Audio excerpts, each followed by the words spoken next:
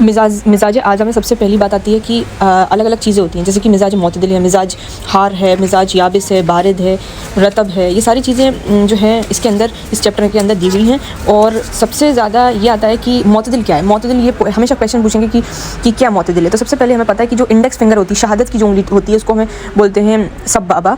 तो अंगश्त सबाबा के पोरे की जिल्द, क्योंकि हमें यूनानी टर्म के हिसाब से काम लेना है, हमें इंडेक्स फिंगर याद नहीं करनी, हमें याद करनी है सबाबा, अंगुश्त सबाबा के पोरे की जिल्द। इसलिए तो ये सबसे मोतदिल बताई गई और इसके रीज़न जो है वो अलग अलग बताए गए। जैसे कि सवाल उठता है कि अंगुश्त सबाबा इंडेक्स फिंगर के पोरे की जिल्द सबसे ज़्यादा मोतदिल क्यों मानी गई है। किताब के मुताबिक 3 रीज़न है। अपनी असली कैफियत से मुतासर नहीं होती, ये दिया हुआ है। ये आज़ा अपनी कैफियत से मुतासर नहीं होते, बल्कि कैफियत मोतदिल से मुतासर होते हैं। यानी कि इस जिल्द में अपनी हरारत या बुरूदत का गलबा नहीं होता है। कोई कैफियत क्या होती है? हरारत, बुरूदत, रुतूबत या बुसत, ये 4 कैफियत होती हैं। तो ये किसी कैफियत से मुतासर नहीं होता, उसका गलबा नहीं होता। जब गलबा नहीं होगा तो क्या होगा? इसलिए ये न्यूट्रल यानी कि मोतदिल रहता है। सेकंड पॉइंट है, खून और रूह का मिजाज भी मोतदिल होता है। ठीक है, खून और रूह का मिजाज भी मोतदिल होता है। कैसे? इनमें खून व रूह की हरारत आसाबी रुतूबत की बुरूदत के साथ और खून की रूह की रुतूबत आसाबी यबूसत के साथ मिलकर मोतदिल हो जाती है। सिंपल लैंग्वेज में बात करें तो खून और रूह का क्या है?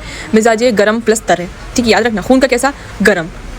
आसाब का कैसा है? ठंडा और खुश्क। तो जब गरम, तर और ठंडा खुश्क साथ में मिलते हैं तो कैसा हो जाएगा? दोनों एक दूसरे को बैलेंस कर देते हैं, इसलिए फाइनल मिजाज क्या बन जाता है? मोतदिल बन जाता है। तो ये फिर थर्ड पॉइंट है कि सबसे ज़्यादा क़ुव्वत लम्स यानी कि टच सेंस। ये सेकंड पेज का मेन पॉइंट है कि अंगुश्त शहादत की जिल्द में क़ुव्वत लम्स सबसे ज़्यादा होती है। ठीक है, तो ये बोला है कि अंगुश्त शहादत की जिल्द में क़ुव्वत लम्स सबसे ज़्यादा होती है, यानी कि टच रिसेप्टर सबसे ज़्यादा होती है। इसी वजह से सबसे ज़्यादा खल की फितरी क़ुव्वत हिस भी होती है। मतलब ये है कि इंडेक्स फिंगर का टच रिसेप्टर सबसे बेहतर होता है। इसी से किसी चीज़ के असली हरारत, बुरूदत, रुतूबत, यबूसत का सबसे सही महसूस कर सकते हैं अपन। तो फाइनल चीज़ ये है कि पोरे की जिल्द सबसे ज़्यादा मोतदिल होती है, क्योंकि इस पर कोई चीज़ का गलबा नहीं होता, कोई कैफियत इसके ऊपर जो है वो मॉडरेट हो जाती है, क्योंकि इसके अंदर खून और रूह और आसाब, जो उन दोनों का मिजाज है, वो एक दोनों का मिजाज कैसा है? हार, रुतूबत, बरूदत और यबूसत, ये सब मिलकर कैसे मॉडरेट बना देती है। और इसमें क़ुव्वत लम्स यानी कि सबसे ज़्यादा होता है, और इसलिए ये अशिया की मिजाज कैफियत को सबसे दुरुस्त तरीके से महसूस करती है। तो ये है।